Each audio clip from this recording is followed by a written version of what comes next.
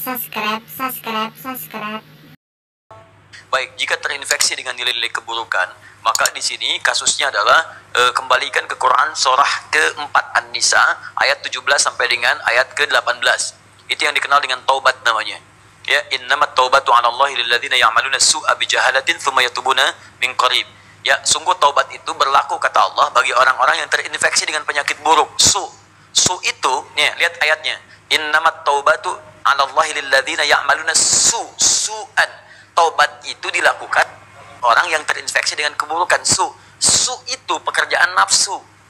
Dari mana taunya? Quran surah 12 ayat 53. Inna nafsa la'ammaratun bisu. Sumbernya nafsu. Kalau ada orang kemudian digerakkan nafsu berbuat buruk kemudian sampai terinfeksi dirinya, maka caranya dengan taubat.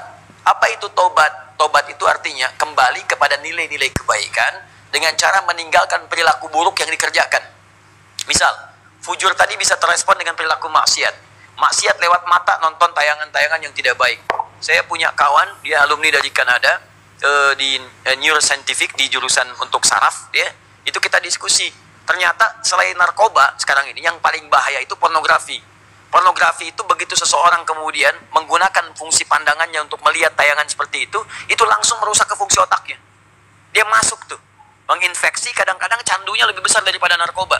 Makanya orang kalau nggak pernah lihat, tiba-tiba melihat itu bayangannya tuh lama di bagian otaknya tuh. Kadang-kadang penasaran, padahal udah dipalingin kan, tadi apa sih, apa benar salah gitu kan. Nah itu bisa demikian tuh, itu yang paling dahsyat. Nah kalau kemudian Anda ingin menghilangkan itu dan perilakunya diburuk nantinya, ke pola hidup, ke tubuh, ke macam-macam, Anda paham sendirilah gitu kan.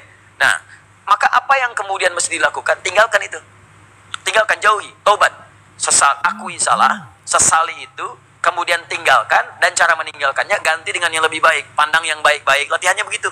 Lihat yang baik-baik ya. Awas, kalau orang terbiasa melihat yang halal, maka yang haram akan alergi. Sama dengan pasangan kehidupan di keluarga. Kalau sering melihat yang halal, pada yang haram itu nggak akan ada ketertarikan berlebihan, nggak ada. Ya, tapi kalau sering melihat yang haram, istri orang itu kan bukan mahram antum. Kalau ngelihat istri orang keseringan, ngelihat istri sendiri jadi nggak enak. Ibu juga sama gitu. Kalau ngelihat suami orang tuh keseringan, lihat suami sendiri itu udah hambar. Makanya kalau orang-orang ngelihat yang halal itu yang bagus-bagus, maka yang haram itu akan sulit kita. Sama bicara juga begitu. Kotor kata-kata, tinggalkan yang kotor, balik kepada yang baik. Begitu baik kebiasaan, maka kotor akan dihilangkan. Nah, demikian adanya, maka hilangkan sumber itu.